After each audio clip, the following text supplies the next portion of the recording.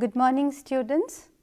I feel very happy today to introduce you to one of the most brilliant writers of extraordinary talent and caliber, England's most revered and most famous poet and philosopher, William Shakespeare. The name of the play from which we are going to study a scene today is Julius Caesar, one of his most famous plays. In this play, we are going to do the murder scene. It's a very small scene in the play, but it has all the ingredients of a Shakespearean tragedy. It has irony, suspense, emotion, premonition, you name it, and it's there.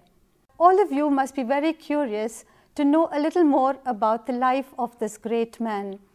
He was born in 1564 at Stratford-on-Avon in England. He started his career by writing histories and comedies. His popularity as a playwright was phenomenal. By 1592, he became the envy of all the dramatists of his age.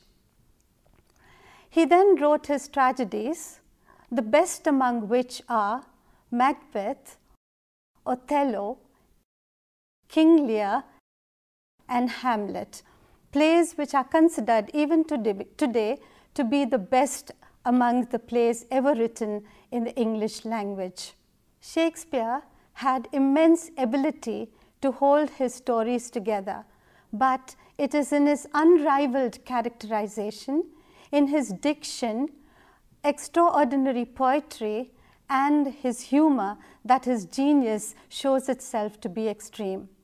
His popularity during his lifetime, though substantial, didn't reach the heights that it has since the 19th century. The Romantics especially held him in high esteem, but the Victorians worshipped him with such a reverence that George Bernard Shaw referred to it as bardolatry. The Bard of Avon, as he was lovingly called, is credited with 38 plays, 2 long poems, and 154 sonnets. A very prolific writer indeed. A man who only had grammar school education and one who knew little Latin and less Greek. Shakespeare's plays are known for their poetry and for their vivid, subtle, and complex characterization and a highly inventive use of the English language. He didn't write anything after 1613, and he passed away in 1616 on April 23rd, his birthday.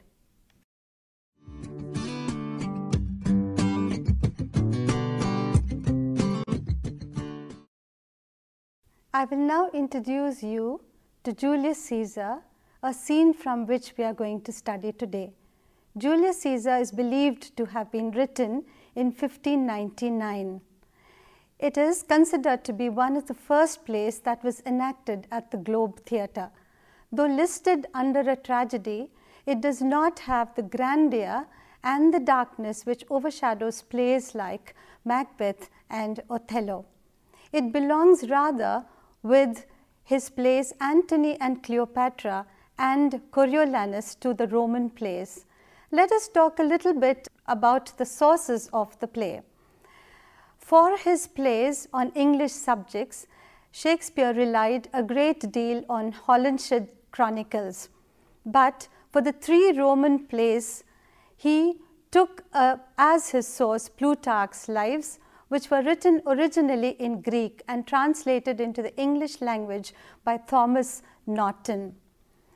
Julius Caesar brings alive the 44 BC conspiracy against the Roman dictator Julius Caesar, his assassination and the death and defeat of his conspirators at the Battle of Philippi. Julius Caesar is different from his other plays in this, that the title character is not the main actor in the play. He appears only in 3 scenes and he is killed at the beginning of the first one. Marcus Brutus, the noblest Roman of them all, who sits high in the hearts of all the Romans, a very close friend of Caesar, in fact speaks 4 times as much as Caesar in the play. The central psychological drama is in fact his struggle with the conflicting ideals of loyalty, patriotism, and friendship.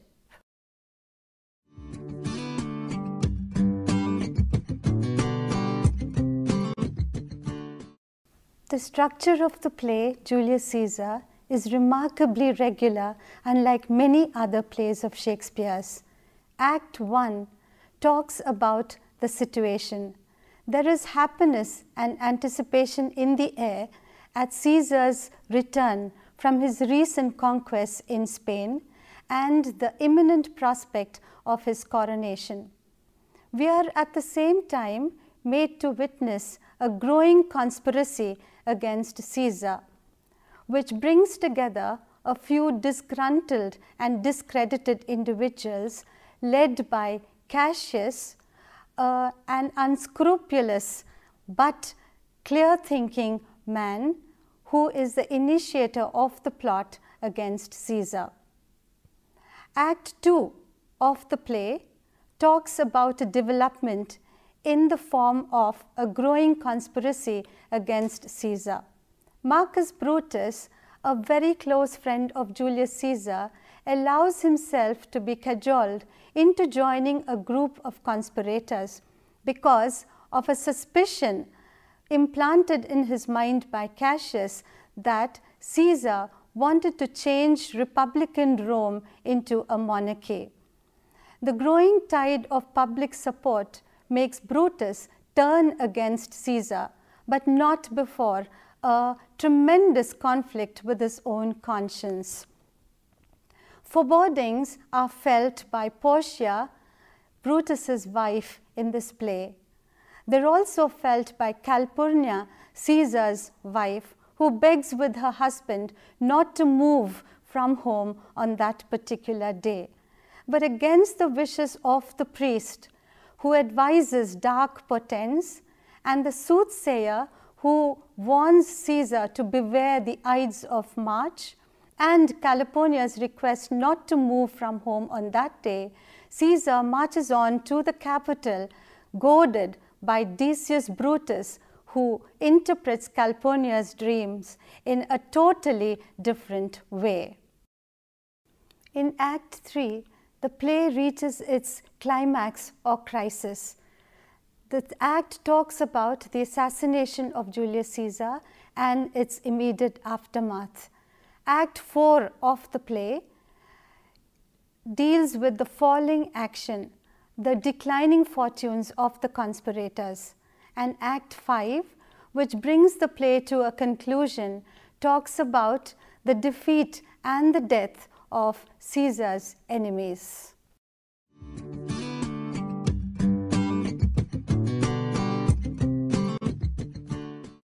No discussion of Shakespeare's plays can be complete without a discussion of the use of dramatic irony in his plays. What is dramatic irony?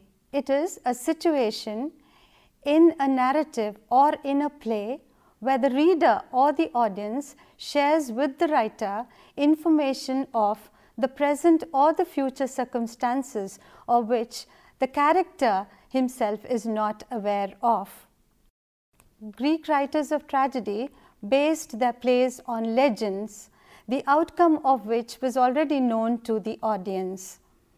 They made exceptional use of dramatic irony or tragic irony. A very good example of this from Greek plays is Sophocles' Oedipus. Oedipus engages in a hunt for the incestuous father-murderer who brought upon plague on Thebes, little knowing that the object of the hunt is the hunter himself. The audience knows it all along. Shakespeare, in his plays, in all his plays makes remarkable use of dramatic irony, and in Julius Caesar too, we have Julius Caesar is replete with examples of the use of dramatic irony.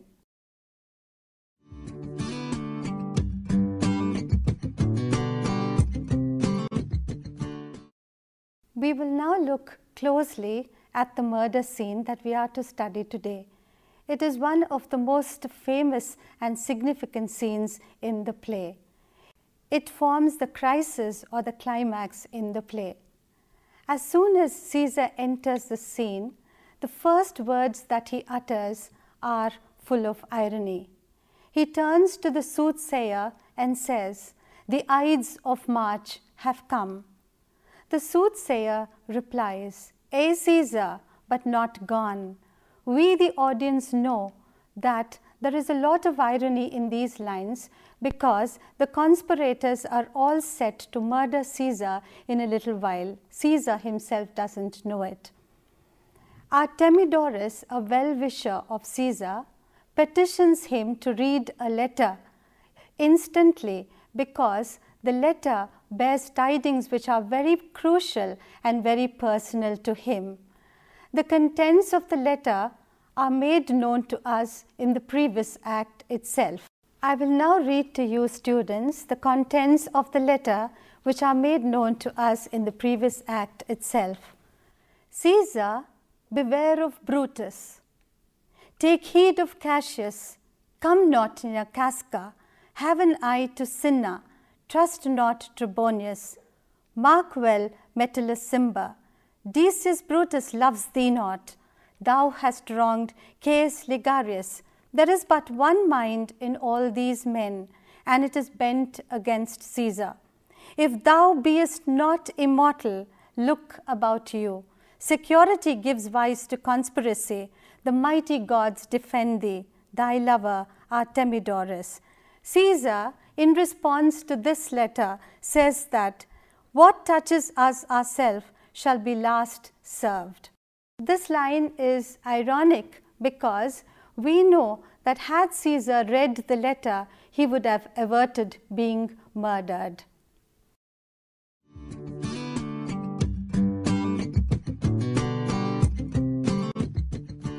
After a few moments of suspense and misgivings, the conspirators begin to implement their plan. In accordance with the plan, Metellus Cimber approaches Caesar and petitions him on his brother's behalf, the brother who was banished by a judicial order given by Caesar.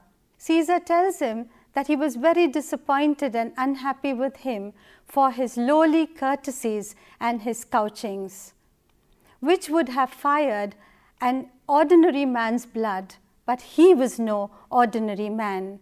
He was, he tells Cimber, like the northern star and like the Olympus. To read a few lines from the text. But I am constant as the northern star, of whose true fixed and resting quality there is no fellow in the firmament. The skies are painted with unnumbered sparks. They are all fire, and every one doth shine. But there's but one in all doth hold his place. So in the world it is furnished well with men, and men are flesh and blood and apprehensive. Yet in the number I do know but one, that unassailable holds on his rank, unshaked of motion, and that I am he. Caesar reminds Metellus that Caesar can do no wrong. Metellus calls upon Casca, Cassius, and Brutus to help him in his cause. The conspirators, in accordance with the plan, move closer to Caesar and petition him on behalf of Metellus. Caesar again rejects them with equal rudeness. The conspirators move closer and Casca strikes the first dagger blow. All the other conspirators come closer to Caesar and follow suit. The last person to strike Caesar is Brutus. When Caesar sees Brutus striking him, he is shocked and he utters the famous line, "Et tu, brute, then fall Caesar," meaning that you too, Brutus, are doing this to me. I don't want to live anymore. He falls down dead. Brutus then delivers an oration in which he defends his actions, and he assures the bewildered crowds and the shocked senators that no harm would come their way. The conspirators receive news of the crowds having gone berserk, crying and running about on the roads as if it were the doomsday. It is then that Antony comes on to the scene, grieving and mourning for the death of his dear friend Julius Caesar. He asks the senators to kill him if they want to kill him right then, because no time would be better for him to die than the hour of Caesar's death, when their hands were still red with the blood of Caesar. But Brutus assures Antony of their admiration for him, and he tells them that their bloody act was motivated by their concern for the Republic of Rome. Just as one fire engulfs another, their pity for Caesar was followed up by their pity for the Republic. Cassius then adds that Antony would have a very crucial place in the new government. Antony seeks permission from Brutus to speak at the marketplace on the funeral day of Caesar. Brutus gives him permission on several conditions. He says that Antony could address the crowds only after he has finished speaking to them. Antony should speak from the same pulpit that he has used. Antony should tell the crowds that he was there only with the permission of the conspirators. He should not blame them, but he could say good things about Caesar. These were the conditions that were laid by Brutus and which were agreed upon by Antony. Antony is left with Caesar's corpse towards the end of the scene. He seeks Caesar's forgiveness for being soft and gentle with the butchers. He prophesies on the wounds of Caesar that Italy would be torn by civil strife until the uprooting of all Caesar's enemies. Then enters onto the scene the servant of Octavius Caesar, heralding the important and crucial role that Octavius was to play in the rest of the play.